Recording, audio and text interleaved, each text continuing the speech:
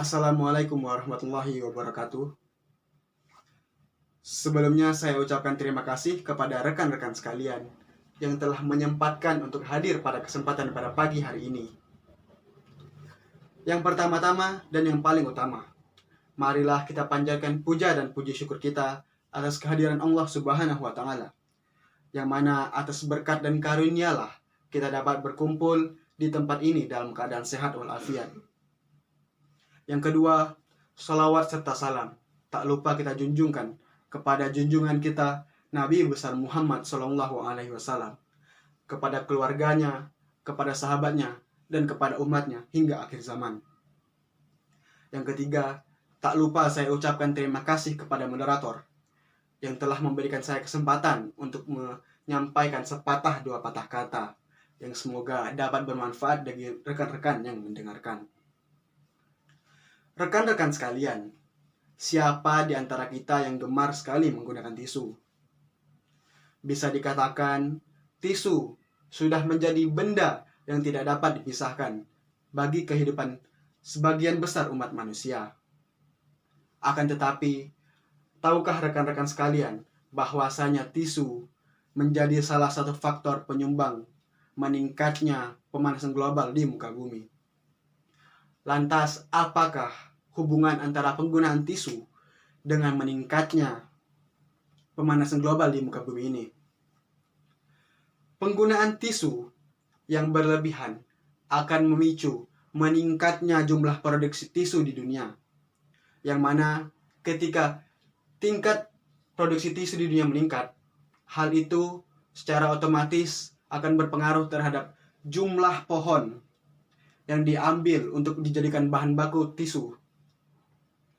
Hal ini berarti semakin meningkatnya produksi tisu di dunia, maka akan semakin banyak pula pohon yang ditebang untuk dijadikan bahan baku tisu. Hal ini akan berpengaruh kepada jumlah oksigen yang diproduksi, serta meningkatnya jumlah karbon dioksida di udara. Ketika jumlah karbon dioksida di udara meningkat, hal ini akan mengakibatkan meningkatnya suhu di permukaan bumi.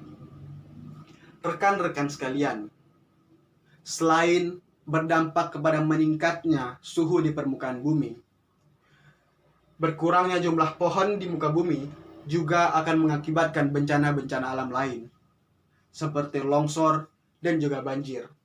Hal ini dapat terjadi dikarenakan pohon yang seharusnya berperan sebagai penyerap air hujan telah dibabat habis sebagai bahan baku untuk produksi tisu. Hal ini tentu saja sangat berbahaya bagi permukaan bumi kita. Rekan-rekan sekalian, sebagai perbandingan, satu kotak tisu dengan isi 20 lembar dihasilkan dari satu pohon yang ada dan tersedia di alam. Sedangkan satu batang pohon dapat menghasilkan oksigen untuk 3 orang manusia. Rekan-rekan sekalian, lantas apa upaya yang dapat kita lakukan sebagai upaya untuk menekan jumlah penggunaan tisu? Terdapat beberapa hal yang dapat kita lakukan. Yang pertama, yaitu dengan mengganti tisu dengan sapu tangan. Yang kedua, yaitu dengan menggunakan tisu yang dapat dicuci. Di zaman sekarang ini sudah tersedia jenis tisu yang bisa dicuci, sehingga memungkinkan kita untuk menggunakan tisu tersebut secara berulang kali. Dan yang ketiga, ketika kita selesai mencuci tangan, kita hanya perlu mengibaskan atau menepuk-tepuk tangan kita untuk mengeringkannya. Dan ini tentu saja dapat kita lakukan tanpa menggunakan tisu. Nah, 3 hal tersebut merupakan upaya yang dapat kita lakukan untuk menekan jumlah penggunaan tisu.